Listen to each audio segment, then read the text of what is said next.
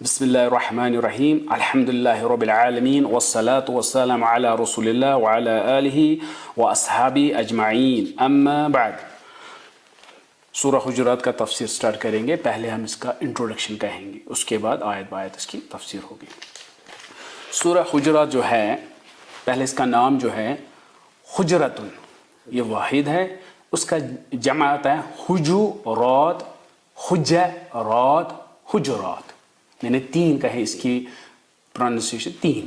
ایک ہے حجرات, حجرات, حجرات, تینوں اس کے صحیح ہیں, کیونکہ جو حجرتن ہے یہ فعلتن کے وزن پر ہے, اور اس فعلتن کے تین جمع آتے ہیں, تین قسم کے. کبھی آتے ہیں فعلاتن, فعلاتن, فعلاتن, یعنی میں نے جیم پہ دمہ, فتح اور جزم, تینوں اس کی پروننسیشن, اس لیے کبھی حجرات, حجرات, حجرات, تینوں صحیح ہے.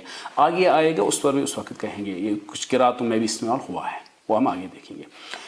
اس کے بعد جو سورۃ الحجرات ہے یہ مدنی سورہ ہے, مدنی سورہ. تو یہ کیا مدنی سورہ کیا ہوتا ہے, مختصر اس کے بارے میں کہیں گے. مکی سورہ, جو سورہ ہیں قرآن کے 114 سورہ, ان کو تقسیم کیا گیا ہے, یا تو مکی سورہ یا مدنی سورہ ہے. مکی سورہ اور مدنی سورہ کسے کہتے ہیں؟ ہمیں پتہ ہے رسول اللہ جب 40 سال کے تھے تو نبی رسول بنے. اس کے بعد انہوں نے 13 سال نبوت کے بعد 13 سال مکہ میں گزارے. اس کے بعد ان کو ہجرت کرنی پڑی.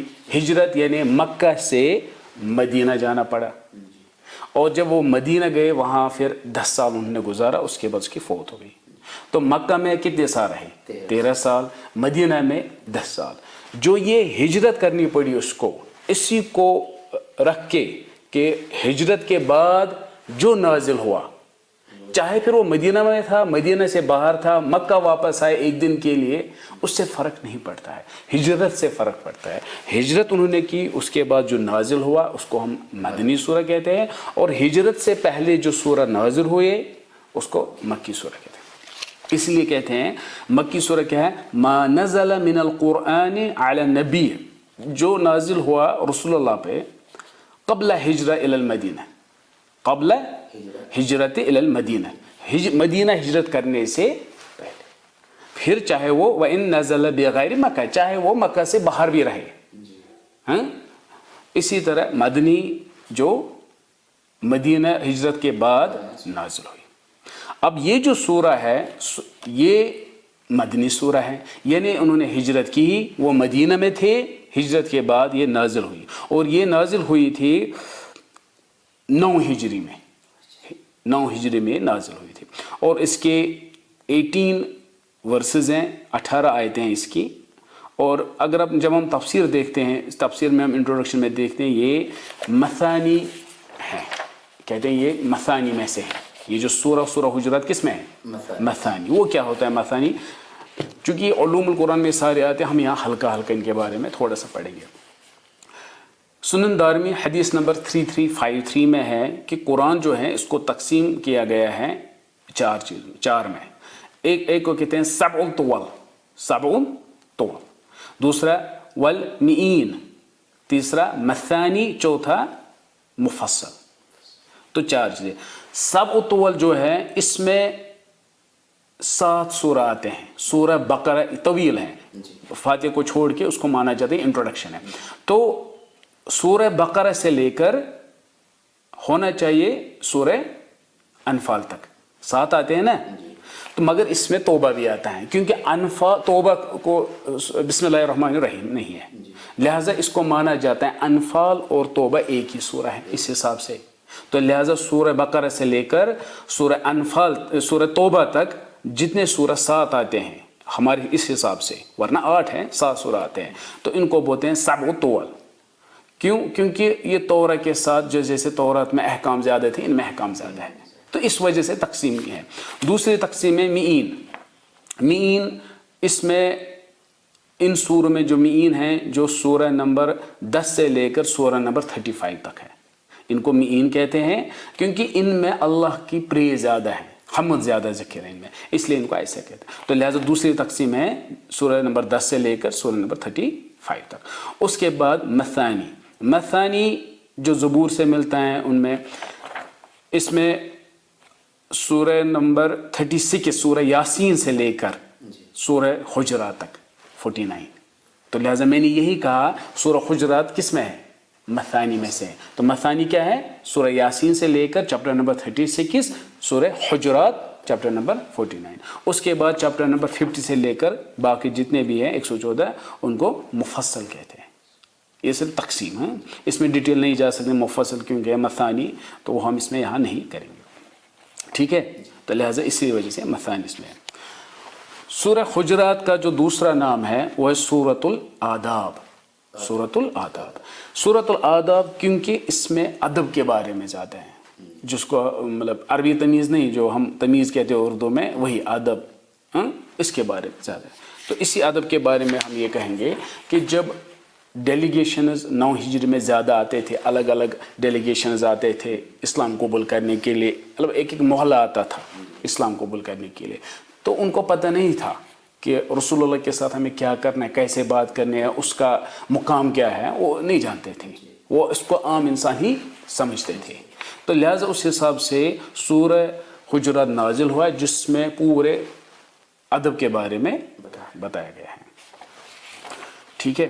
اس کے بعد جو ایک قول ہے عبداللہ ابن مسعود کا، انہوں نے کہا اذا سمعت اللہ یقول، جب بھی آپ سنو گے اللہ سبحانہ و تعالیٰ کہہ رہا ہے یا ایھا الذین آمنوا، تو انہوں نے کہا تو غور کیا کرو، کیونکہ اس کے بعد فإنہ خیر یأمر بہ او شر ینہی عنہ، یا تو اس کے بعد اچھا ہوگا جو آپ کو حکم ہے، یا یہ برا ہوگا جس سے آپ کو دور رہنا ہے. یعنی کہ یا ایھا الذین آمنوا کے بعد کیا ہوگا؟ تو بھلائی کی طرف دعوت ہوگی یا برائی سے. ٹھیک ہے. اب دیکھیے اس سورہ میں 5 بار یہ آیا ہے. سورہ حجرات میں یا ایھا الذین آمنوا 5 بار آیا ہے. جیسے آیت نمبر 1 میں آیا ہے، آیت نمبر 2 میں آیا ہے، آیت نمبر 6 میں آیا ہے، آیت نمبر 11 میں آیا ہے، اور آیت نمبر 12 میں آیا ہے. ٹھیک ہے. اب اور ایک چیز اس میں جو ہے، جو آیت نمبر 1 ہے یا ایھا الذین آمنوا، یہاں ہم مختصر کہیں گے، اس کے بعد ڈیٹیل میں چلیں گے. یا ایھا الذین آمنوا لا تقدموا بین یدی اللہ ورسولہ واتقوا اللہ ان اللہ سمیع علیم. اس میں جو کہا گیا اللہ اور اس کے رسول کے بارے میں جو حق ہے، اس آیت میں حق کس کا ہے؟ اللہ اور اس کے رسول کے بارے میں، یعنی کہ ان کے ریلیٹڈ ادب ہیں. کیا ادب ہے؟ کہ آپ ان کے جو انہوں نے اللہ اور اس کے رسول نے کوئی بات کہی ہے کرنے کے لیے، کوئی بات کہی ہے نہیں کرنے کے لیے، اس کے آگے نہیں جا سکتے. وہ آگے پڑھیں گے تو یہاں کس کا حق ہے؟ اللہ اور اس کے رسول کا.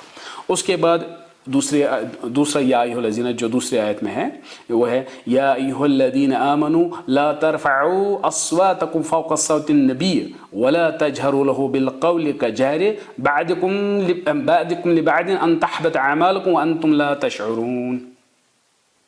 یہاں پہ جو ہے، یہاں رسول اللہ کا صرف حق ہے، اللہ کا نہیں ہے. پہلے کس کا ہے؟ دونوں کا. اس آیت میں کیا ہے؟ جب دوسری بار یا ایھا الذین آمنوا، کیا انہوں نے کہا کہ جب اللہ کے رسول جو ہیں آپ اس کے سامنے اونچی آواز میں بات مت کرو. فی الحال یہ ہے، مطلب صرف رسول کے بارے میں، مومنوں کے بارے میں نہیں ہے، صرف رسول کے بارے میں.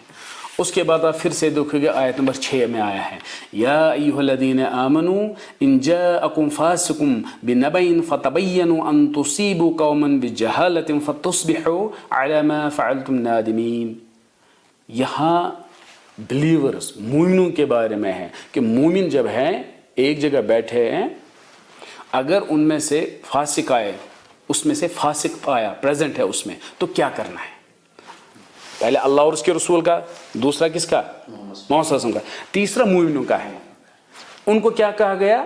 اگر آپ کے گروپ میں کوئی فاسق آتا ہے یا بیٹھا ہے اور انہوں نے کچھ بات کہی ہے تو کیا کرنا ہے اس کے بارے میں، یعنی کہ مومنوں کے بارے میں آپس میں، مومنوں کے بارے میں. اس کے بعد آیت نمبر 11 ہے، اس میں بھی آیا یا ایھا الذین آمنوا یا ایھا الذین آمنوا لا یسخر قوم من قوم عسى ان یکونوا خیرا منهم ولا نساء من نساء عسى ان یکن خیرا منهم. ٹھیک ہے. ولا تلمزوا انفسکم ولا تنابزوا بالالقاب بئس الاسم الفسوق بعد الایمان ومن لم يتب فاولئک هم الظالمون.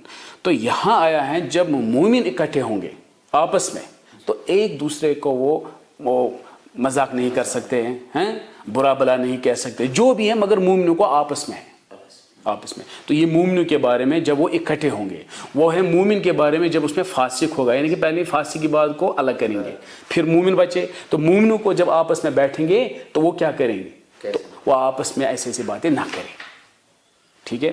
اس کے بعد آیت نمبر 12 اس میں ہے پھر سے یا ایھا الذین آمنوا اجتنبوا کثیرا من الظن ان بعض الظن اثم ولا تجسسوا ولا یغتب بعضکم بعضا ایحب احدکم ان یأکل لحم اخیہ میتا فکرہتموہ واتقوا اللہ ان اللہ تواب رحیم.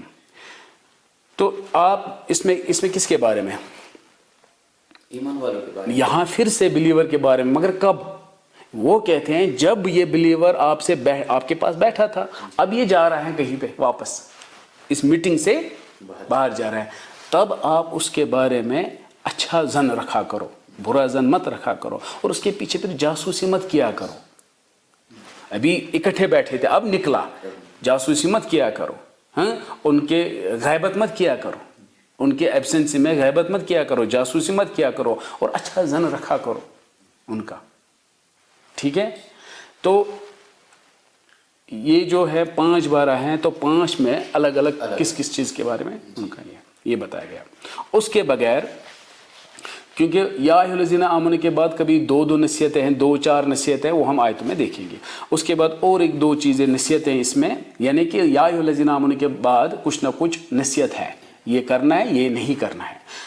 مگر اور 2 آیتیں ہیں جن میں اور نصیحتیں 2 ہیں, یا ان میں یا ایھا الذین نہیں ہے مگر نصیحت ہیں, جیسے وَإِن طَائِفَتَانِ مِنَ الْمُؤْمِنِينَ اقْتَتَلُوا فَأَصْلِحُوا بَيْنَهُمَا. یہ مومن آپس میں اگر لڑائی ہوئی ہے تو کیا کرنا چاہے, وہ اس کے بارے میں ہے. تو نصیحت ہے مگر یا ایھا الذین میں نہیں ہے. اور ایک ہے انما المؤمنون اخوۃ, آپ لوگ آپس میں بھائی ہو مومن. تو یہ تھا اس کا انٹروڈکشن, تو کس کے بارے میں سارا.